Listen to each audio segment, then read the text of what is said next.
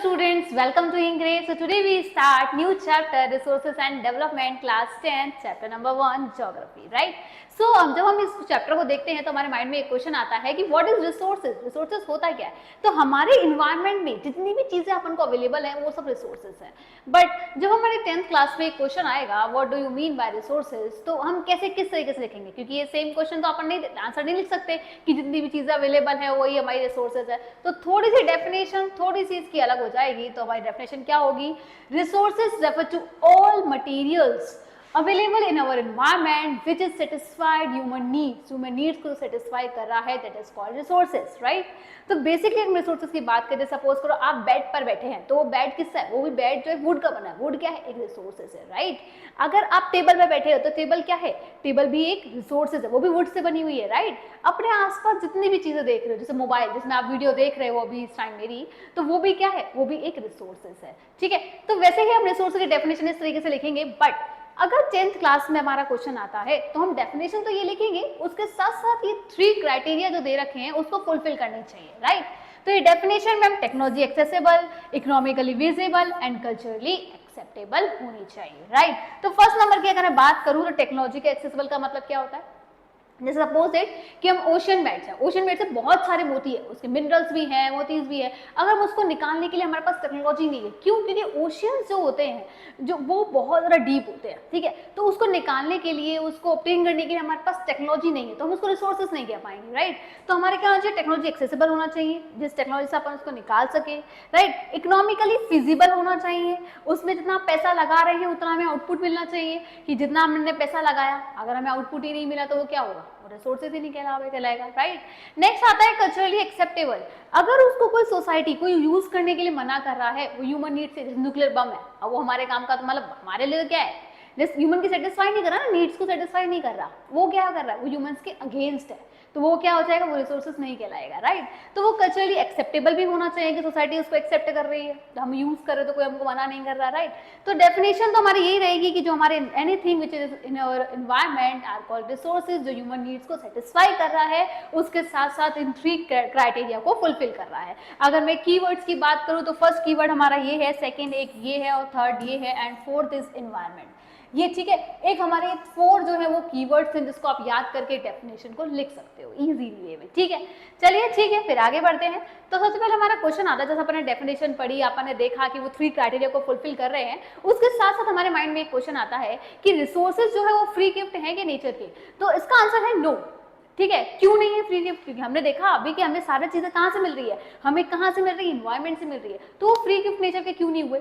तो free gift इसलिए नहीं हुए क्योंकि resources are not a function of human activities, they transform material available in the environment into the resources and use them. Suppose it कि सबसे पहले हमको रॉ मटेरियल नहीं मिलेगा, अगर जब तक हमको रॉ मटेरियल नहीं मिलेगा तब तक हम उसको क्या करें, ट्रांसफर नहीं कर पाएंगे, राइट? तो ये जितने भी चीज रिसोर्सेज होते हैं वो 3 क्राइटेरिया पे डिपेंडेंट करते हैं, अपन ने पढ़ा था अभी, technology accessible and economically feasible and culturally acceptable. तो इस तरीके से जो हमारे रिसोर्सेज होते हैं, जो ह्यूमन एक्टिविटी क्या करती है, उसको ट्रांसफर करती है, एक ट्रांसफॉर्म करके एक न्यू रिसोर्सेज बनाती है, उसको अपन कहते हैं रिसोर्सेज, ठीक है? तो ये फ्री गिफ्ट नहीं है। क्यों नहीं है फ्री गिफ्ट? क्योंकि ये क्या कर रहे हैं, ह्यूमन बीइंग का हाथ है इसके अंदर, जब तक वो टेक्नोलॉजी नहीं लगाएंगे तब तक वो चीज रिसोर्सेज बनेगी नहीं, उसको ट्रांसफर करना पड़ेगा। जैसे सपोज को मैं एग्जांपल देती हूँ, गेहूं है, उस गेहूं को अगर अपन एज इट इज गेहूं तो नहीं खा सकते, उसको अपन क्या करते हैं, चक्की में लेके जाते हैं, चक्की में आटा पीसता है, आटा पीसने के बाद जाकर रोटी बनती है, तो उसमें क्या लग रहा है, टेक्नोलॉजी लग रही है। अभी तो इस यहाँ अभी तो नहीं है इतना, लेकिन पहले बहुत ज्यादा था, राइट? चक्की का भी। नेक्स्ट आता है interdependent relationship between human beings, मतलब लाइक फिजिकल एक्टिविटीज और इंस्टीट्यूशंस, एंड नेक्स्ट आता है टेक्नोलॉजी। तो इनके बीच में क्या इंटरेक्शन है और एक किस तरीके से एक दूसरे पर इंडिपेंडेंट है, वो अपन एक बार डिस्कस कर लेते हैं। तो first is physical environment. Physical environment से हमको जो भी चीज मिल रही है that is called raw material, right?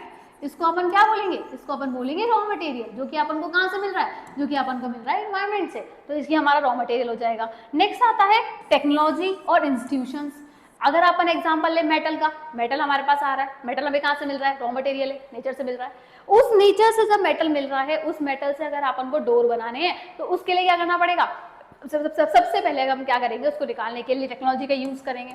अब उस टेक्नोलॉजी के लिए अपन इंस्टीट्यूशंस पे जाके उस पर उसको उसमें एक पतली पतली शीट्स बनाएंगे, तब जाके एक हमारा डो रेडी होगा, राइट। गन्ने मिल का एग्जांपल लेते हैं, गेहूं, गन्ना तो गन्ना शुगर केन है, अपन को कहाँ से मिला, अपन को मिला फिजिकल एनवायरनमेंट से। इंस्टीट्यूशन में गया, इंस्टीट्यूशन मतलब गन्ना मिल में गया, गन्ना मिल जाने के बाद उसने क्या किया, इंस्टीट्यूशन में बहुत हमारे टेक्नोलॉजी की हेल्प से उसको शुगर में कन्वर्ट किया, राइट। तो इन सब के जो बीच में ये जब किससे कनेक्टेड है, ये सब ऐसे कनेक्टेड है एक दूसरे से। तो ये सब कनेक्टेड के बीच में कौन कनेक्ट कर रहा है, ह्यूमन बीइंग। अगर हमारे पास रॉ मटेरियल है, ठीक है, आप समझ रहे हो ना, हमारे पास रॉ मटेरियल है, अब उस रॉ मटेरियल को अगर हमारे पास टेक्नोलॉजी नहीं होगी तो अपन उसको अच्छे से यूज ही नहीं कर पाएंगे, एक रिसोर्सेज कहलाएगा ही नहीं, राइट। तो टेक्नोलॉजी बहुत इंपॉर्टेंट है, और टेक्नोलॉजी और institutions both are very important. अगर यही चीजें नहीं होंगी तो क्या होगा, तो हमारे यूजफुल रिसोर्सेज अपन नहीं बनवा सकते, ठीक है। तो human beings interact with the nature through technology and create acceleration of the growth. Economical growth भी हमारी इस पे ही बनी हुई है, ठीक है। ह्यूमन बीइंग की जो फिजिकल वो जैसे आप सपोज करो इकोनॉमिकल ग्रोथ जो है वो भी इस पर बनी हुई है, राइट। फिजिकल एनवायरनमेंट से चीजें तो मिल रही हैं, अपन रॉ मटेरियल मिल रहा है, लेकिन जब तक हम उसको एक यूजफुल चीज पर ट्रांसफॉर्म नहीं करेंगे तो मतलब वो हमारे लिए बेकार है, राइट, ठीक है। चलो फिर आगे बढ़ते हैं। यस, सो नाउ रिसोर्सेज के हमारे टू टाइप्स होते हैं, first is natural resources, second is human resources. Two type के रिसोर्सेज होते हैं, तो नेचुरल रिसोर्सेज में हमारे टू टाइप्स होते हैं, like first is renewable and second is non renewable. तो रिन्यूएबल का मतलब क्या होता है, जो वापस से रिन्यू हो सकते हैं, राइट, उसको हम रिन्यूएबल रिसोर्सेज कहते हैं। और नॉन रिन्यूएबल जो वापस से रिन्यू नहीं हो सकते उसको अपन क्या कहेंगे, नॉन रिन्यूएबल रिसोर्सेज कहते हैं, ठीक है। तो ये कंटिन्यूअस फ्लो कर रहे हैं बायोलॉजिकल के द्वारा। एंड नेक्स्ट होता है natural vegetation and wild life, जैसे अपन ने देखा होगा जो एनिमल्स है वो रिप्रोड्यूस कर रहे हैं, राइट, तो वो सब इसमें आता है। Next is humans. ह्यूमंस में क्या है, स्ट्रक्चर एंड इंस्टीट्यूशन, जैसे कि अपन कॉलेजेस देख रहे हैं, फैक्ट्रीज देख रहे हैं, तो वो सारी हमारी किस में आती है, स्ट्रक्चर एंड इंस्टीट्यूशंस में आती है। एंड इसकी क्वांटिटी क्या है और क्वालिटी है, जैसे स्कूल की अगर मैं बात करूँ तो कितने लोग मतलब कितने स्टूडेंट्स स्कूल में है, राइट। ह्यूमन भी एक रिसोर्सेज है, यू नो। नेक्स्ट आता है इसके अंदर अगर अपन बात करें नॉन रिन्यूएबल में, तो इसमें होता है रिन्यूएबल, एक रिसाइकल बिन और एक होता है नॉन रिसाइकल बिन, जो वापस रिसाइकल हो जाए, और नॉन रिसाइकल जो रिसाइकल नहीं होता है, ठीक है, ठीक है। अब थोड़ा सा और आगे थोड़ा सा बढ़ते हैं, इसकी क्लासिफिकेशन की बात करते हैं। तो रिसोर्सेज के कुछ क्लासिफिकेशन को किस तरीके से इसको 4 पार्ट्स में क्लासीफाई किया गया है। तो अगर मैं बात करूं तो 4 पार्ट्स में किस तरीके से इसको क्लासीफाई किया गया है, तो फर्स्ट दे रखा है हमको on the basis of origin, origin के बेसिस पे किया गया है, तो अपन लिख देते हैं on the basis of origin. इसको 4 पार्ट्स में डिवाइड किया गया है। तो फर्स्ट हमारा on the basis of origin, फिर नेक्स्ट हमारा on the basis of exhaustibility,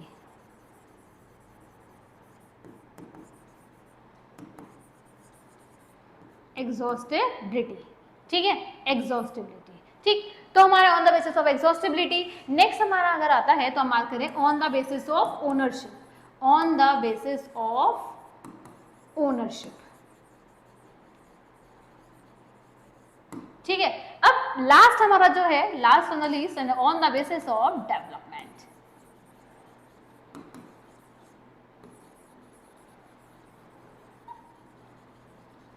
ठीक है। तो ये क्लासिफिकेशन जो हमारे रिसोर्सेज से किया गया वो 4 पार्ट्स में किया गया है, जैसे अपन ने पढ़ा, origin, exhaustibility, ownership and development, ठीक है। अब इनके भी सब पार्ट्स होते हैं, उसको अपन कैसे पढ़ेंगे, उसको अपन आगे बढ़ते हैं फर्दर।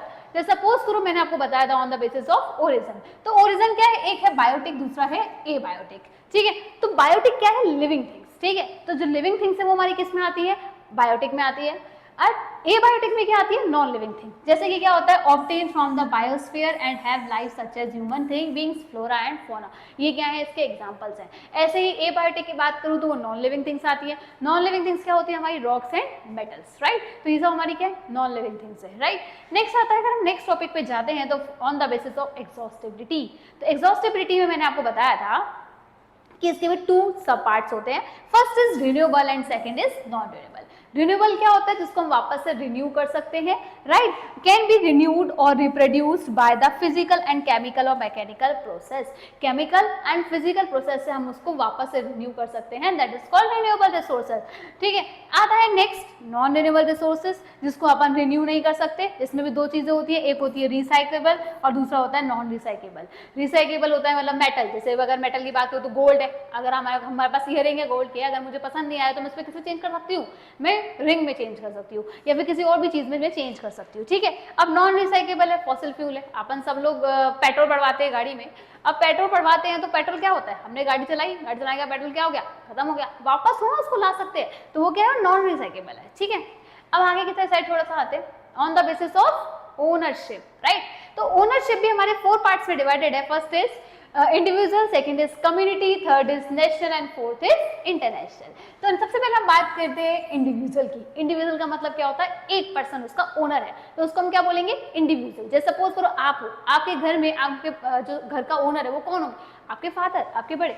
ठीक है, तो वो क्या होगा, इंडिविजुअल, एक पर्सन का है। कम्युनिटी एक सोसाइटी का, मतलब एक उसमें बहुत सारे मेंबर्स जो है कम्युनिटी के, बहुत सारे जो मेंबर्स हैं उन सबका उसका है। जैसे सपोज करो गार्डन, आपके घर के पास में भी एक गार्डन होगा, उस गार्डन में देखा होगा आपने जितने भी मेंबर आपके उस एरिया में रहते हैं, आपके उस लोकेशन में रहते हैं, वो सब उस पार्क में जा रहे हैं। ठीक है, कम्युनिटी हॉल है, पब्लिक पार्क है, जैसे कम्युनिटी हॉल वगैरह जो होते हैं, जिसमें हमारे सपोज करो हम सबके कम्युनिटी हॉल, जैसे हमारे पंजाबी है उनका भी होता है कम्युनिटी हॉल, सबका ही होता है मोस्टली। तो वहाँ पे क्या होता है, उन सबका अधिकार होता है, उन सारे मेंबर्स वहाँ पे अटेंड कर सकते हैं वो लोग। ठीक है, मीटिंग वगैरह ले सकते हैं या व्हाटएवर, जो भी करना चाहे वो भी कर सकते हैं कम्युनिटी हॉल में। ठीक है, एक आता है नेशनल, जैसे सपोज करो रोड्स है, कैनाल्स है, ये सब हमारी क्या है, नेशनल है, कंट्रोल बाय द नेशन। जो कंट्रोल कौन कर रहा है, नेशन कंट्रोल कर रहा है, right, control by the nation. जैसे रोड्स हैं, कैनाल्स हैं, रेलवे है, ये सब, ये हमारे से क्या है, नेशनल। एक आता है इंटरनेशनल। इंटरनेशनल क्या है, जो एक इंटरनेशनल इंस्टीट्यूशंस बना रखे हैं, उसके थ्रू ही अपन जाके उसकी मिशन के साथ ही हम उसमें काम कर सकते हैं। ओशियनिक रिसोर्सेज हैं, ठीक है, स्पेस है, एक्सेट्रा, ये हमारे क्या है, ये हमारे है इंटरनेशनल। ठीक है, समझ में आया इतना। अब थोड़ा सा और आगे बढ़ते हैं। सबसे पहले हम बात करते हैं status of development. Status of development भी 4 पार्ट्स में डिवाइडेड है। तो फर्स्ट हमारा potential, second is develop, third is stock and fourth is reserve. ठीक है, तो फर्स्ट पोटेंशियल की बात करती हूँ मैं। पोटेंशियल मतलब क्या होता है, resources found in a region, हमको मिल तो चुके हैं, ये जो रिसोर्सेज है ये हमको मिल चुके हैं, but have not been utilise, ये यूटिलाइज नहीं किए गए। जैसे कि अगर मैं सोलर एंड विंड एनर्जी की बात करूँ राजस्थान में, तो सोलर एनर्जी यहाँ पे जो हमारी सोलर एनर्जी है, गुजरात में, राजस्थान की बात करूँ तो बहुत है धूप निकलती है यहाँ पर, बहुत अच्छे से यूटिलाइज कर सकते हैं। ठीक है, बहुत अच्छे से बना सकते हैं बहुत अच्छे से।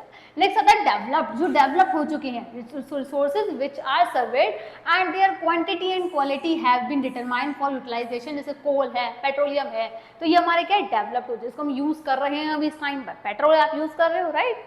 नेक्स्ट आता है स्टॉक। स्टॉक क्या है, materials in the environment that have potential to satisfy human needs but human being do not have the appropriate technology to access these. हमारे उसमें है, एनवायरनमेंट में है, और जो कि ह्यूमन बीइंग की सेटिस्फाई कर सकता है, नीड्स को सेटिस्फाई कर सकता है, बट हमारे पास टेक्नोलॉजी नहीं है कि हम उसको बहुत अच्छे से उसको लेकर आए। ठीक है, जैसे हाइड्रोजन एंड ऑक्सीजन है in water, can be rich source of energy, ये रिच सोर्स है किसका, एनर्जी का, राइट। इसके बाद आता है रिजर्व्स, है ना। इसमें क्या होता है, these can be put into the with the help of existing technology know how but their use has not been started, जिसका यूज अभी तक स्टार्ट नहीं हुआ है, उसको हम क्या बोलेंगे, रिजर्व्स। जैसे कि इसमें आता है river water for hydel energy. ठीक है, अब थोड़ा सा क्विक रिवीजन करते हैं, जितना अपन ने पढ़ा कि वो हमको समझ में आया या नहीं आया। तो सबसे पहले हम बात करते हैं रिसोर्सेज की, राइट। रिसोर्सेज अपन ने पढ़ा था, एनीथिंग विच इज इन्वायरमेंट, जो भी हमारे इन्वायरमेंट में ऐसे कुछ भी मटेरियल जो हमारे इन्वायरमेंट पे है उसे हम रिसोर्सेज कहते हैं, जो कि ह्यूमन की नीड्स को सेटिस्फाई कर रहा है। और दूसरा, वो कैसे 3 क्राइटेरिया को फुलफिल कर रहा है। फर्स्ट एक, टेक्नोलॉजी एक्सेसिबल होना चाहिए, इकोनॉमिकली फिजिबल होना चाहिए, and third is culturally acceptable होना चाहिए, राइट। अब अपन थोड़ा सा जो अपन ने रिसोर्स क्लासिफिकेशन पढ़ा था, उस क्लासिफिकेशन को फटाफट से क्विक रिकैप में कंप्लीट करते हैं। तो ओरिजिन के बेसिस पर ये 3 पार्ट्स में डिवाइड है, बायोटेक, एबायोटेक और एबायोटेक और बायोटेक। ये किस में डिवाइडेड है, ओरिजिन के बेस पे है, राइट। अब नेक्स्ट आता है अपना ये एग्जॉस्टिबिलिटी। एग्जॉस्टिबिलिटी किस में डिवाइडेड है, एग्जॉस्टिव रिन्यूएबल, नॉन रिन्यूएबल, ये 2 पार्ट्स में डिवाइडेड है। कि एक रिन्यूएबल है और दूसरा नॉन रिन्यूएबल है। तो रिन्यूएबल हमारा क्या है, जैसे अपन ने बायोटेक की बात करी, बायोटेक क्या है हमारा, लिविंग है, ये नॉन लिविंग है, राइट। रिन्यूएबल है, रिन्यूएबल जिसको हम रिन्यू कर सकते हैं, वापस उसको यूज कर सकते हैं, that can be use over and over again, वापस हम उसको यूज कर सकते हैं। Non renewable that can only be use once, जिसको हम एक ही बार यूज कर सकते हैं, वापस यूज नहीं कर सकते, जैसे हमारा फॉसिल फ्यूल है, राइट। अब ये ओनरशिप, ओनरशिप के बेस पर इसको 4 पार्ट्स में डिवाइड किया गया है, जिसको जैसे इंडिविजुअल है, कम्युनिटी है, नेशनल है और इंटरनेशनल है। तो बात करें हम इंडिविजुअल की, इंडिविजुअल क्या है, ओन प्रॉपर्ली, मैंने आपको क्या बताया, प्राइवेटली इंडिविजुअल एक घर का ओनर है, एक ही घर मतलब घर है, आप उस घर के एक ही ओनर है, तो वो क्या हो जाएगा, इंडिविजुअल पर्सन उसका ओनर है, ठीक है। नेक्स्ट आता है लैंड है कोई, उस लैंड का भी वो खुद का ओनर है। इसमें क्या है, बहुत सारे जो मेंबर्स हैं वो एक कम्युनिटी, बहुत सारे कम्युनिटी हॉल है, बहुत सारे मेंबर जो है उसका यूज कर रहे हैं, पब्लिक पार्क्स वगैरह हैं, राइट। नेक्स्ट आता है national, belong to the nation, ये नेशन से बिलोंग करता है। नेक्स्ट इंटरनेशनल, ये जो क्या होता है, रेगुलेशन, इंस्टीट्यूशंस बने हुए होते हैं, इंटरनेशनल इंस्टीट्यूशंस बने हुए होते हैं, उसकी हेल्प से, उसकी परमिशन से ये लोग इसका यूज कर सकते हैं, ठीक है। अब थोड़ा सा और आगे बढ़ते हैं, तो हमने देखा था अभी स्टेटस ऑफ डेवलपमेंट, ये भी अपन ने पढ़ा अभी। स्टेटस ऑफ डेवलपमेंट में क्या है, potential, developed, stock and resource, ठीक है। तो पोटेंशियल क्या था, technology is available but resources are not use to reasonable scale, अपने पास है टेक्नोलॉजी अवेलेबल है बट रिसोर्सेज नॉट यूज, उसको यूज नहीं किया गया। सपोज को सोलर एंड विंड एनर्जी, आपने बताया सोलर पैनल लगाए जा रहे हैं, राजस्थान और गुजरात में तो इजीली लगा सकते हैं, right. Developed, currently being use, जो कि यूज कर रहे हैं अपन, पेट्रोल का एग्जांपल दिया था मैंने आपको, राइट। कोल का एग्जांपल भी ले सकते हैं अपन। नेक्स्ट है stock, technology is not available, stock हमारे पास टेक्नोलॉजी ही नहीं है। मिनरल्स तो हमारे पास है, ओशन बेड से बहुत सारे मोती हैं, बहुत सारे मिनरल्स हैं, लेकिन उसको निकालने की हमारे टेक्नोलॉजी नहीं है, राइट। तो वो हमारा क्या हो जाएगा, स्टॉक है। Reserves, use partially, can be use for the meeting future requirement, ये फ्यूचर रिक्वायरमेंट को फुलफिल करेगा, तो इसको हम क्या बोलते हैं, रिजर्व्स। इसको हम बोलते हैं रिवर वाटर, जैसे एग्जांपल ले सकते हैं, ठीक है, ठीक है। तो ये हमारा, ये टॉपिक हमारा कंप्लीट हो गया। नेक्स्ट टॉपिक हमारा आता है डेवलपमेंट ऑफ रिसोर्सेज, रिसोर्सेज का डेवलपमेंट किस तरीके से करेंगे, राइट। तो फर्स्ट में अगर मैं बात करूं तो क्या है, इसके अंदर सर्वाइवल करने के लिए, मेंटेन करने के लिए, क्वालिटी ऑफ लाइफ, उसको मेंटेन, डेवलप तो हो चुके हैं लेकिन उसको मेंटेन भी तो करना पड़ेगा। अगर अपन मेंटेन नहीं करेंगे तो क्या होगा, तो वो रिसोर्सेज नॉर्मल सी बात है, बहुत इजीली लोग जो ग्रीडी लोग होंगे वो खर्च कर देंगे, राइट। यहाँ पढ़ते हैं human being use resources blindly, human resources क्या कर रहे हैं, उसका यूज कर रहे हैं, ब्लाइंडली यूज कर रहे हैं, मतलब अंधाधुंध उसका यूज कर रहे हैं, believing they are free gifts of nature, उनको ऐसा लगता है कि ये फ्री गिफ्ट्स ऑफ नेचर है, ठीक है, नेचर का फ्री गिफ्ट है, ठीक। नेक्स्ट आता है, अगर नेक्स्ट से बात करूं, डेप्रिसिएशन ऑफ रिसोर्सेज, किस तरीके से, जो अपने जो ग्रीडी लोग हैं, ग्रीडी मतलब क्या होता है, लालची जो लोग हैं, वो उसके बाद इतनी ग्रीड दिखा रहे हैं, वो फ्यू इंडिविजुअल, कुछ लोग बहुत गंदे तरीके से उसका यूज कर रहे हैं। जैसे अगर अपन को कार धोनी है, तो कार धोनी है या फिर बाइक धोनी, तो अपन क्या करते हैं, उठाया पाइप और लगा दिया, उसको हम बाल्टी में पानी भर के भी धो सकते हैं ना, तो जिससे क्या होगा, हमारा वाटर बच रहा है, पानी बच रहा है, ठीक है। और भी बहुत सारे रिसोर्सेज है, मैंने जस्ट एग्जांपल दिया है छोटा सा, ठीक है। Accumulation of resources in few hands, कुछ लोगों के हाथ में आ गया है ये, which in turn divide into society into 2 segment, जिसको 2 सेगमेंट में डिवाइड कर दिया सोसाइटी ने। एक होता है हमारे रिच और दूसरे होते हैं हमारे पुअर पीपल। अगर रिच और पुअर की पीपल की बात करूं मैं, तो सबसे सारे रिसोर्सेज कौन यूज करेगा, रिच लोग करेंगे या पुअर लोग करेंगे, ठीक है। तो उसमें डिपेंड करता है, जैसे सपोज वो रिच बंदा है, तो रिच क्या करेगा, रिसोर्सेज को बहुत ही ज्यादा यूज कर रहा है। एक पुअर, सपोज करो एक बाल्टी पानी है, पुअर क्या करेगा, उसको बचा बचा के यूज करेगा, और रिच क्या एकदम से पूरा कर देगा, तो वो ग्रीडी पीपल में आ जाएगा, ठीक। नेक्स्ट अगर मैं एग्जांपल लेती हूँ, एक्सप्लेनेशन देती हूँ रिसोर्सेज का, तो ग्लोबल इकोलॉजिकल भी हमको बहुत ज्यादा डेप्रिसिएशन हो रहा है, बहुत ज्यादा लैंड डिग्रेडेशन हो रहा है, तो ये सब चीज भी हमारे ओजोन लेयर है, डेप्रिसिएशन हो रहा है, एनवायरमेंट पॉल्यूशन हो रहा है, लैंड डिग्रेडेशन हो रहा है, ये सब भी हमारे रिसोर्सेज में ये सब सारी प्रॉब्लम्स हो रही है। अभी पढ़ते हैं रीजंस फॉर रिसोर्सेज डेप्रिसिएशन।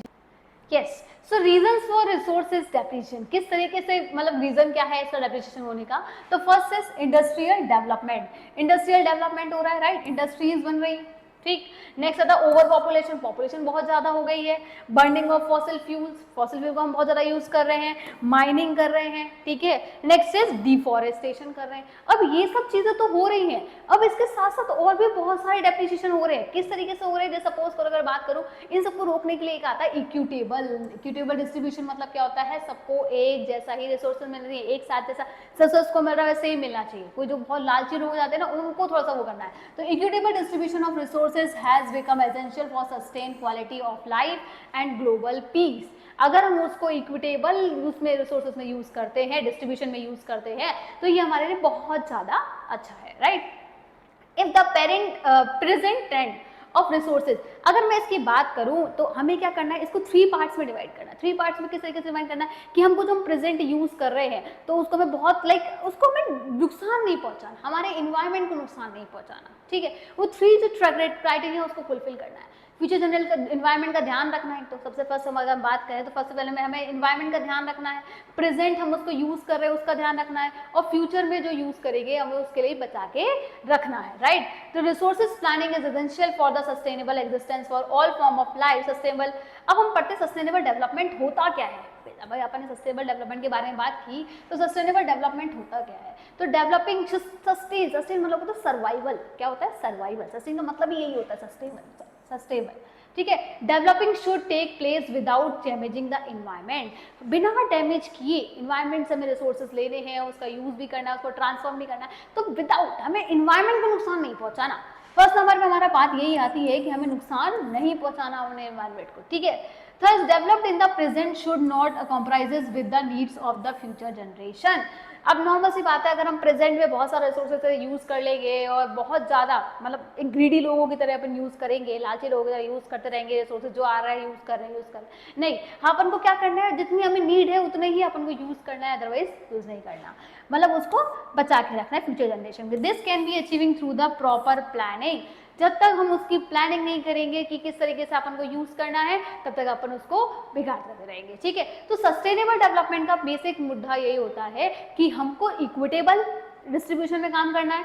दूसरा क्या है, अपन को इसको बहुत अच्छे से ऐसे यूज करना है जिससे कि इन्वायरमेंट को कुछ भी नुकसान ना हो, ठीक है। अब आता है एक छोटा सा हमारे देखो सस्टेनेबल डेवलपमेंट की बात चली रही है, तो मैं आपको एक बात बता दूं कि रियो दे जनरियो अर्थ समिट 1992, तो एक मीटिंग हुई थी जो कि कहाँ पे हुई थी, ब्राजील में हुई थी, ठीक है। First international earth summit was कहाँ कब हुई थी, 1992 में हुई थी, where more than 100 heads of the states met, मतलब 100 से जो हेड्स थे वहाँ पर आए थे, इंटरनेशनल मीटिंग हुई थी ये, ठीक है। तो वहाँ पे बहुत सारे डिस्कशन हुए थे related to sustainable development. The summit addresses the urgent problems of environment protection and socio economic development at the global level पे इसको किस तरीके से बचा सकते हैं, कैसे क्या क्या कर सकते हैं, तो वो सब चीजें भी हमको इसको बताई गई थी, राइट। डिस्कशन हुआ था इसके बारे में, है ना। तो जब इसमें क्या हुआ था बेटा, मैं सही बात बताऊं आपको, एजेंडा 21, इसको एक नाम दे दिया गया था एजेंडा 21। जब ये मीटिंग हुई थी तो उस मीटिंग में 21 जो ऐसे टॉपिक्स थे उस पर डिस्कशन किया गया था। उसमें से एक टॉपिक जो था वो हमारा था सस्टेनेबल डेवलपमेंट, कि उसे वो किसी को डेवलप कर सकते हैं। Global sustainable leader sign by the declaration of the, जब कोई भी मीटिंग होती है तो अपन क्या करते हैं, उसको मीटिंग में वो एक पेपर आता है, उस पेपर पे क्या करते हैं, सबको लिख के, अगर एक ट्रीटी आपने सुना होगा एक वर्ड, उस पर अपन सब लिख कर उस पर साइन करते हैं। तो वहाँ पे क्या हुआ था, 21 जो ऐसी प्रॉब्लम्स थी उस पर डिस्कशन हुआ था। उस डिस्कशन के बाद एक जाके एजेंडा निकाला गया था, उसको हम क्या बोलते हैं, तो रियो कन्वर्सेशन हुई। इसके बाद क्या हुआ, एक अडॉप्ट किया गया था agenda 21 for achieving the sustainable development in 21वीं सेंचुरी। किस तरीके से एजेंडा 21 आया, जिसमें 21 जो प्रॉब्लम्स थी उसके बारे में डिस्कशन किया गया, और इसके बाद इसको ट्रीटी को अपन ने इसको साइन किया। तो बेसिकली एजेंडा 21 था क्या, तो declaration of sine by the world leaders 1992, तो जो वर्ल्ड के जो लीडर थे 1992 में इसको साइन किया गया था, जिसको United nation conference of environment and development बोलते हैं, UNCED, राइट। आप इसको लर्न करके फटाफट से कमेंट बॉक्स में लिखना है, इसके मतलब जो कि फुल फॉर्म है वो लर्न करके आपको कमेंट बॉक्स में लिखनी है। हेल्ड इन द रियो दे जनरियो। इसका एम क्या था, इसका एम था अचीविंग ग्लोबल सस्टेनेबल डेवलपमेंट, कि सस्टेनेबल डेवलपमेंट, जैसे मैंने आपको बताया था सस्टेनेबल डेवलपमेंट क्या होता है, उसके बारे में डिस्कशन हुआ था। उसका एम ही यही था। ऑब्जेक्टिव क्या था, इसका ऑब्जेक्टिव ये था कि हम उसको जैसे पॉवर्टी है एक ये भी था, ठीक है, इन्वायरमेंटल डैमेज ना हो, पॉवर्टी जो गरीबी है, डिजीज जो हो रही है वो, and global cooperation of common interest natural needs and share the responsibility, कि अपनी जो रिस्पॉन्सिबिलिटी हम क्या करेंगे, जैसे सपोज ना एक जने के बाद अगर सब कुछ रिसोर्सेज आ जाए, वो क्या करेगा, वो उसका यूज हर तरीके से करेगा, तो हमें उसको डिस्ट्रीब्यूशन कर देना है और वो अच्छे से उसको यूज कर सके, मैनेज कर सके, राइट। और मेजर ऑब्जेक्टिव क्या था, every local government should draw its own local agenda 21। Every मतलब जितने भी लोकल गवर्नमेंट वगैरह है सबको क्या करना पड़ेगा, एजेंडा 21 को साइन करना पड़ेगा और सबको उस पर वर्क करना पड़ेगा, राइट। अब थोड़ा थोड़ा एजेंडा 21 अपन ने पढ़ा था, वैसे धीरे धीरे करके अपन अब इसकी प्लानिंग भी करनी पड़ेगी। अपन ने एजेंडा 21 पढ़ा, साइन भी हो गया, सब कुछ हो गया। अब इसके बाद थोड़ा सा अपन रिसोर्स प्लानिंग भी करेंगे ताकि उसको किस तरीके से अपन और बचा सकते हैं और कैसे उसको रख सकते हैं, ठीक है, उसकी प्लानिंग होगी। तो प्लानिंग किस तरीके से होगी? Planning is widely accepted strategy of judicious uses of resources. कौन तरीके से, किस तरीके से उसको यूज करना, वो सब हमारा इसके